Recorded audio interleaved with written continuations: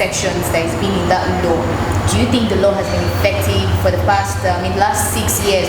There should be something you think that is not just changed. Yes, because I read the act and it was quite fascinating. But at some point, and it was just funny. But I want Barrister Deroga to please enlighten us on what you think the problem is with the act. Well, like I've always posited, the problem we have in this country is not actually lack of laws. It is not absence of laws. The problem we've had in this country over time has always had to do with implementation of the laws that we have.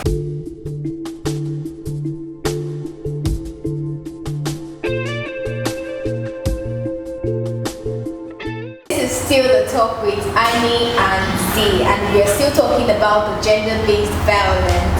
And Mr. Aderoba is still on set. So, sir, you were saying something about what you think the problem is with the act. Yes, thank you for that question. The problem we have with that law is not actually the absence of beautiful provisions, but the problem we have is with the implementation.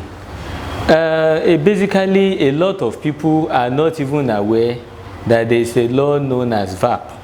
Especially the vulnerable group who are more prone to the gender-based violence are not aware that there is any legal regime in place to protect them from violence.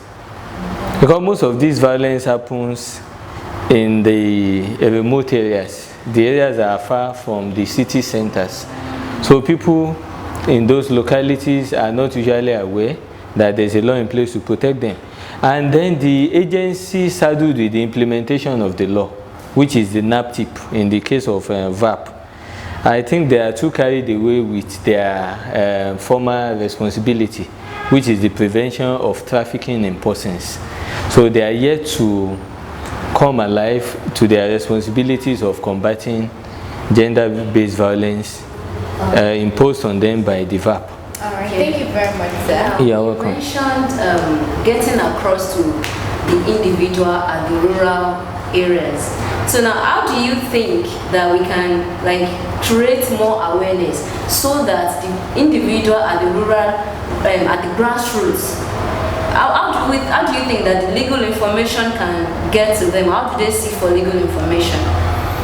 Well, I think it is more of the responsibility of you journalists to take the campaign to the people at the grassroots in form of sensitizations, awareness, campaigns through the village aids, the ward aids, and several other, even social media. In the era of social media, dissemination of information of this nature is a lot easier than it used to be. So what we need to do is to up our game and let people be aware of the position of the law. Yeah, because if the individual at the rural area does not even have access to the internet, talk less of social media. So, well, before the advent of social media, we've always had a traditional means of passing information to the people. The print media has always been there, the radio, the television, even public, town hall meetings. Town hall meetings is another good way of disseminating information to the rural populace. And apart from that, the part of the problem with the implementation of the law is our cultural practices. A lot of people do not report domestic violence because of cultural practices.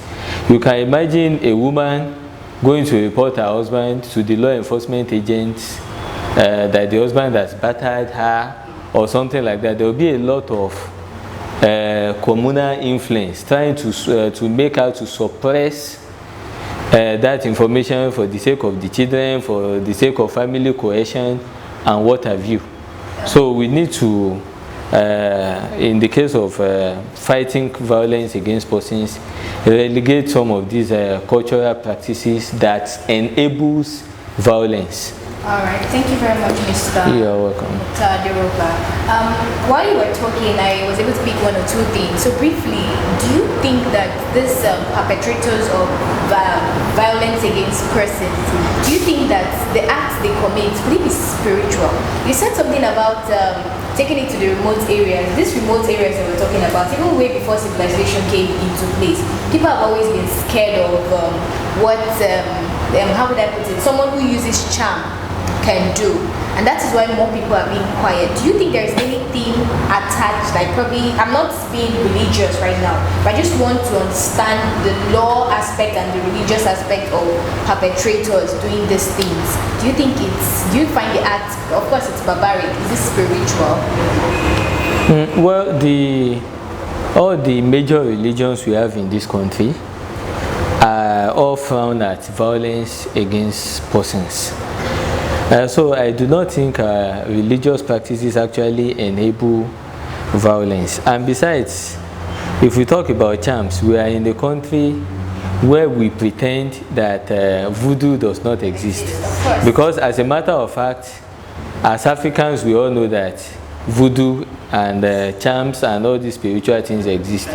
But the laws we have do not recognize the presence of charms and voodoos, because they cannot really be subjected to scientific proof. So but it cannot be presented as an evidence. So what we need to do is to encourage the victims to speak up, to speak out. And what will actually encourage victims to speak out is for the state to provide protection for victims of violence. Once you are sure that once you speak up against violence, you are protected from further harm, there will be no need for you to fear any consequence. Right. Thank you very much, Mr. Adiroba. It's been an enlightening segment with you.